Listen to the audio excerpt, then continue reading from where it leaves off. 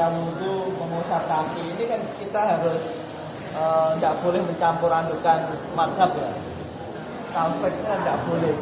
Jadi umpama kita pakai yang boleh untuk mengusap kaki harus kita pelajari ketika wajah itu harus bagaimana, ketika masuk tangan harus bagaimana, ketika kepala harus bagaimana, yang membatalkan itu apa, itu harus satu qadhiyah.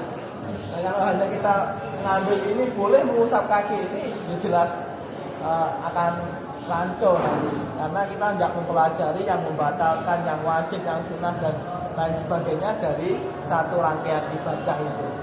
Ini ngoten Pak. Atani idza ikhtalafa manahuma walam yadhur ta'aruduhuma wa adata ila dzatin wahidatin kana dzalika min ziyadah fil hukmi li hadhihi dzati. Jadi kalau pakai kaidah ini dicontohkan, tapi contoh yang paling umum itu anu nih kok. Tatoharna sama yadhurna nih. Yadhurna sama yatoharna. Berhentinya ing kitok atau berhentinya sampai mandi saat menyentuh perempuan. Termasuk mengaktifkan kedua hal ini. Jadi pola pikirnya hanya mengaktifkan bagaimana mengamalkan tag ini bisa aktif. Tapi kalau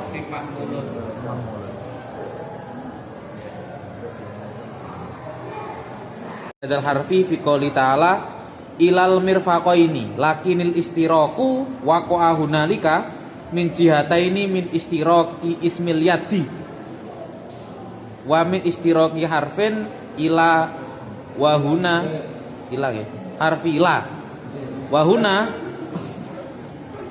ya betul huruf ila wa huna min qabli istiraqi harfin ila fakot ya ngono ya nggih. Nah niku jadi ya maksudnya muradnya ulama itu berbeda dalam Ka'bah ini. Apakah Ka'bah ini atau polok loro mata kaki ini masuk dalam anggota yang perlu dibasuh atau diusap tadi? Maka khilaf. Aslu ikhtilafnya adalah memaknai istirok. Istirok itu kan ambigu. Ambigu itu satu kata punya dua makna. Istirok kalau bahasa ada pemahaman mengenai istirok alladzi fi harfin ila akni fi qouli wa arjulakum ila. Nah, ila itu ada makna istirok. Ada qaul yang mengatakan istirok hadzal harfi dalam ilal mirfaqaini itu istiroknya adalah istirok ismil yad wa napa nggih? Istirok harfi ilafat. Aduh, lagi. Istirok mesti loro nggih. Ini ki napa karo napa niki? Bisa lanjut. Yang satu ismil yad.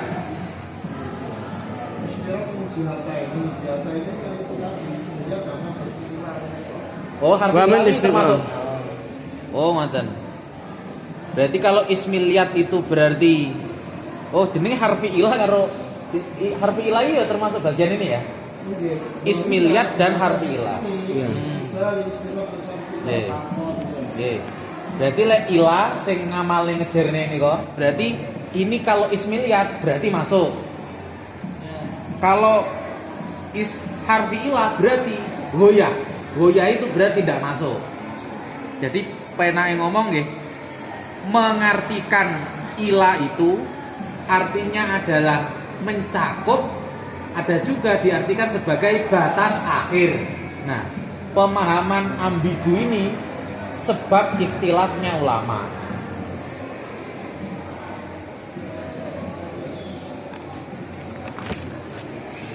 Sing mengkaji ini pasti waqtilafu alilugha fi dilalah. Maka alilugha berbeda juga dalam mengambil dilalah dari istirok tersebut. Oh, berarti ini anu nggih, definisi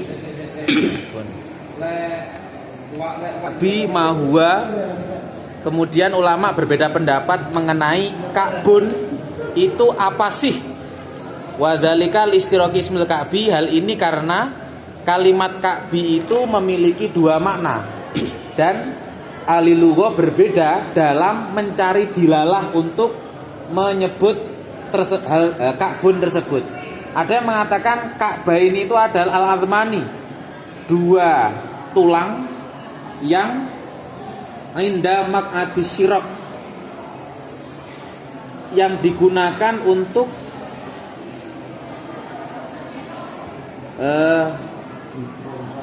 melingkari sandal, tempat untuk membuat gantolan sandal. Napa? Jepitan yang jepit gitu Pak. Niki berarti damel bundeli taline sandal untuk mengikat talinya sandal.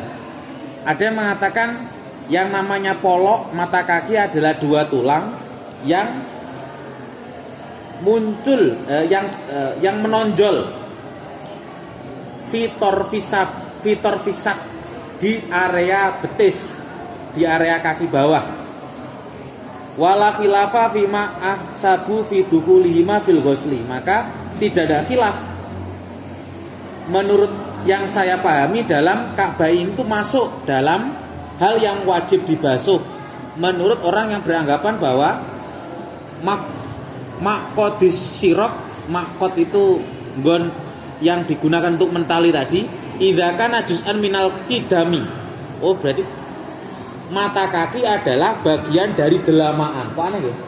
Mata kaki adalah bagian dari delamaan. Oleh karenanya, untuk ulama yang menyebut innahu idza kanal had min jinsil mahdud, jika menyebut bahwa polok itu jika batasan atau definisi itu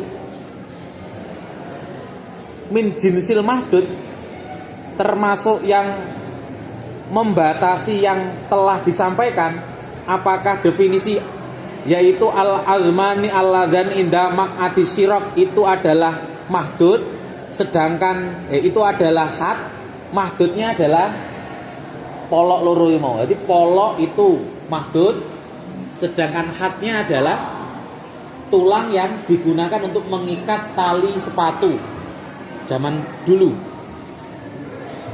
Dakholat al-ghoyah fihi, maka ghoyah ila Ka'bah ini tadi maka masuk dalam urusan ini. Sehingga inilah yang menyebut bahwa menyebut bahwa ini dilalah ala harfi ilah. Wa idza lam yakun min jinsil mahdud, jika tidak termasuk dalam jenisnya mahdud, maka masuk dalam kategori mislu qouli ta'ala sumati muddiya ilal lail. Siap. Sempurnakanlah puasa sampai malam, sampai dia tidak ikut. Ngoten nggih. Koyok mirfaqo ini ndek iki namanya. Apakah bermakna dukhul ilal mahdud atau tidak dukhul ilal mahdud? Kalau yang menganggap menurut dilalah ahli lugha bahwa kalimat Ka'bah ini itu min jinsil mahdud, maka termasuk ismul yad, termasuk ismil rijli, ismil kidam. Tapi kalau tidak masuk dalam ismil kidam, maka diartikan sampai batas akhir, seperti dalam pemahaman atimusyam ilal lail. Sampun. Apakah memasukkan mata kaki itu dalam rukun anggota basuhan, entah mamsuh atau magsul, sama aja. Yang penting apakah termasuk rukun wudu? Batasnya apakah sebelum polok atau polok itu masuk kan menurut? Sebenarnya itu batas. Polok adalah batas. Cuma batas itu masuk dalam rukun apa tidak, itu yang dihilangkan. Goyang. Ada yang mengartikan goyah berarti tidak masuk istilah polok, istilah kaki. Goyah kan tidak masuk. Ada yang mengartikan itu ismi rijli. Apa dilalah disebut ismi rijli? Karena definisi polok itu sebenarnya menurut ahli lugha mereka pakai pendekatan definisi. Yang disebut dengan mata kaki adalah bagian kaki yang digunakan untuk mengikat sepatu. Ini menunjukkan bahwa termasuk bagian dari kaki. Dilalah ini mengarah kepada ismul qodam, jadi juga wajib dibasuh. Tapi kalau ini adalah dilalahnya adalah tidak masuk dalam definisi bahwa had itu tidak masuk kepada mahdud, maka disebut sebagai pemahaman atimusiam ilal lail, poso sampai bengi. Berarti bengi mboten dipasani. Padahal maghrib artinya apa? Ini yang mengatakan polok tidak perlu dibasuh kan? Nggih. Jelas ilal lail. Ilal lail. Ini sampai maghrib. Berarti memaknai sebagai goyah. Endi Pak kalimat ma'ah? Oh, mesti kalimatnya